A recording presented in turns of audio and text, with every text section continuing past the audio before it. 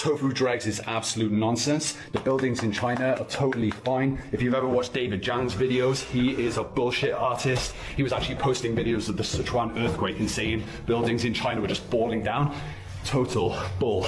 We got the painters in today, guys. Yes, I am a BS artist, but to ignore my other 50 to 60 tofu drag videos that I've done is dishonest work, right? Today, I've been apparently exposed and called out by a British influencer living in northeast China. And it's a large region, but he lives in a city called Fuxin, and claiming that my video on tofu drag, especially the one about the 2008 Wenchuan earthquake, is BS nonsense because his own renovation and his own walls are good. Okay, then what is this?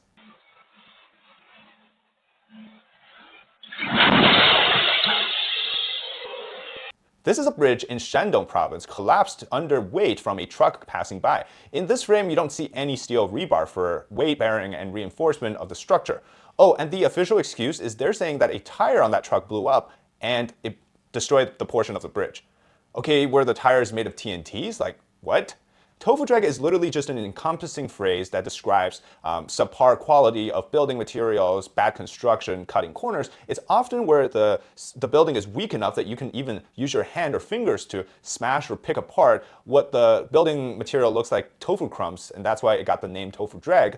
A lot of times it's because contractors cut corners to get a portion of that money that's supposed to go to the material. They can then pocket it or use it for bribery, but the point is, yeah, a lot of this just ends up really badly and costs lives too.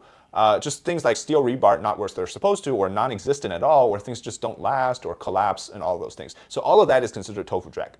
And in other words, Mr. Fisher, are you denying the words from former CCP officials such as Premier Zhu Rongji, who used the term bastard project and tofu drag project to describe the situation in 1998's dam collapse?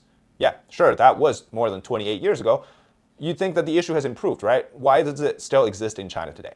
Look at this one. A steel rebar can apparently sprout.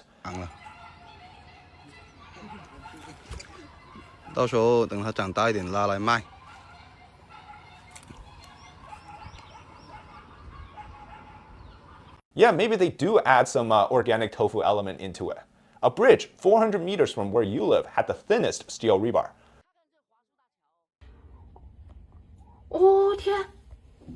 And this one on May 9th in Hebei province, residents reported that the outer wall insulation layer of the Wuzhou International Community in Taoshan district has fallen off over a large area, with debris smashing onto the adjacent kindergarten and the road like raindrops.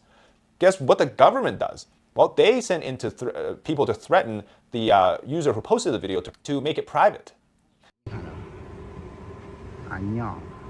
How about this one? From April in Hebei, Handan City. A woman claims that she saved up her life's blood and sweat to buy the most expensive house in Fenxiang district, only to discover upon taking possession that it was a tofu drag project. A total mess with holes that you could poke right through with your fingers on the ceiling. And the woman questions like, how on earth did this house pass inspection?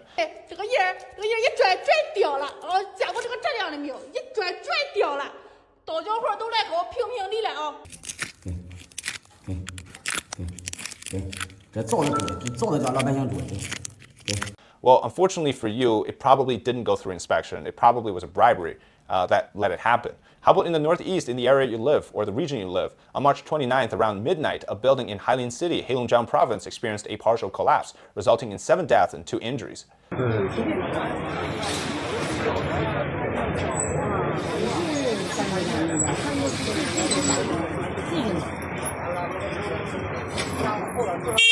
This one, March 18th, Shandong province, Chufengli community, which was handed over to owners in January of this year, exposed as tofu drag construction in March, just 2 months after it was finished. On-site video footage shows that the owners only needed to gently tap with their hand, and the surface of the building's load-bearing columns would continuously flake off, with debris crumbling and falling loosely.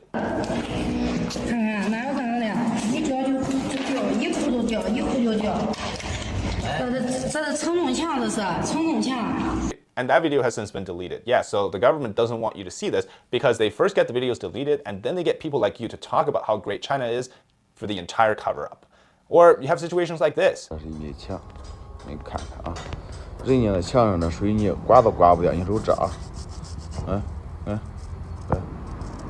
花50万建的房子，这房能要吗？你看看这砌墙，都不用水泥的吗？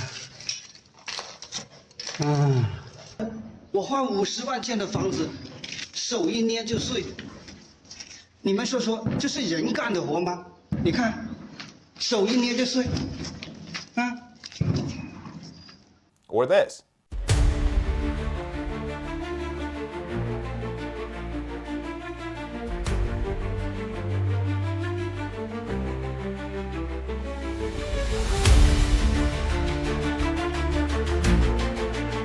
So let's look at it this way, all right? You're a known creator who praises and makes content for a fading city in China. You've been featured on Chinese state media, Xinhua's English propaganda series. But actually, we had a really good time, and we went to Bishu and we saw the drone show, and that was really good. And we tried some local food like the yangtang.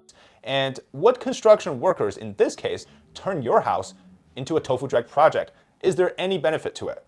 By that same logic, probably not, by the way, but by that same logic, those CCP officials and their kids probably never experienced things like gutter oil, toxic food, fake products, simply because that's the group of people that doesn't or gets shielded from this type of stuff. But it doesn't mean the regular people don't have problems, right? I don't understand if you're doing this voluntarily or you're simply doing this because you're trying to make a living or whatnot, but I think the point is you probably don't want to deny the experience of people who posted this online, which, by the way, we got all of the videos from Chinese social media. And so just because others are experiencing it, you're not experiencing it, doesn't mean that what they're saying is a lie. Probably not, because look, the CIA is not making these videos. AI is not making these videos. I've been reporting on tofu drag for 4 years now, and you're telling me for 4 years straight that not a single video that I made is real. You know, I've got the evidence. Anyways, the point is here, the ones who speak out for, they're being silenced. And the people that I try to speak out for don't have a huge following online like you. And in fact, the videos they post is the only way that they can think of to make the issue known.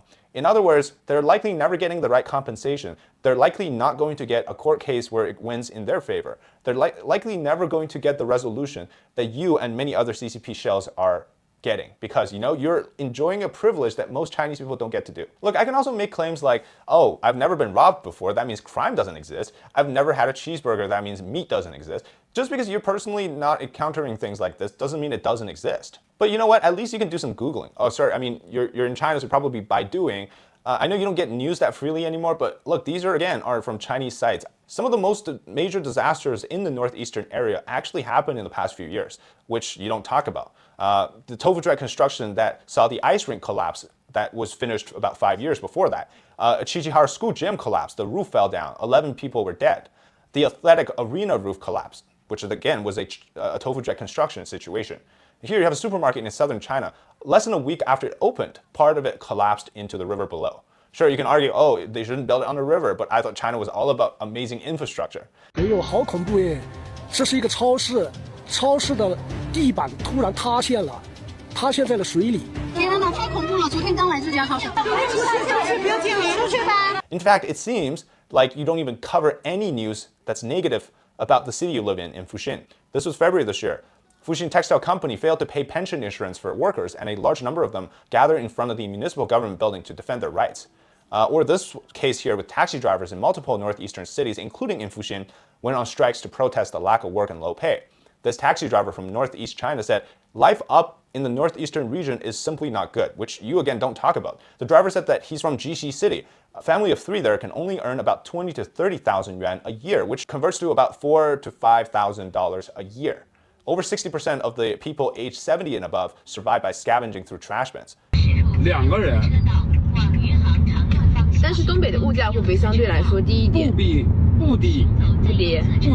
我们都不知道，就是70左右岁的人在我们那个位置哈，这么大岁数人就是有60%往上是靠翻垃圾桶过活的。60%以上的人靠翻垃圾桶过活。对。是在哪个城市？黑龙江省鸡西市梨树区。Everyone's leaving the northeast region because they're trying to make a living. They don't earn enough there. They'd be starving to death. The driver also said he only spends 5 yuan a day on meals, sending the rest of the money that he makes home to his family. And at a middle age, he can't even afford to die. The comments from internet users tell a similar story here, flipping through trash cans for food, low wage, not being able to afford things. Okay, look, you're living in China as a foreigner. It's like living in your ivory tower. So just stay there and try not to shell too much for the CCP. All right, thank you very much for watching this episode. Let me know your thoughts in the comments. Make sure to check out Sally's eSIM service if you're planning to travel overseas this year, and subscribe to our channel if you haven't already. All right, thank you very much for watching. We'll see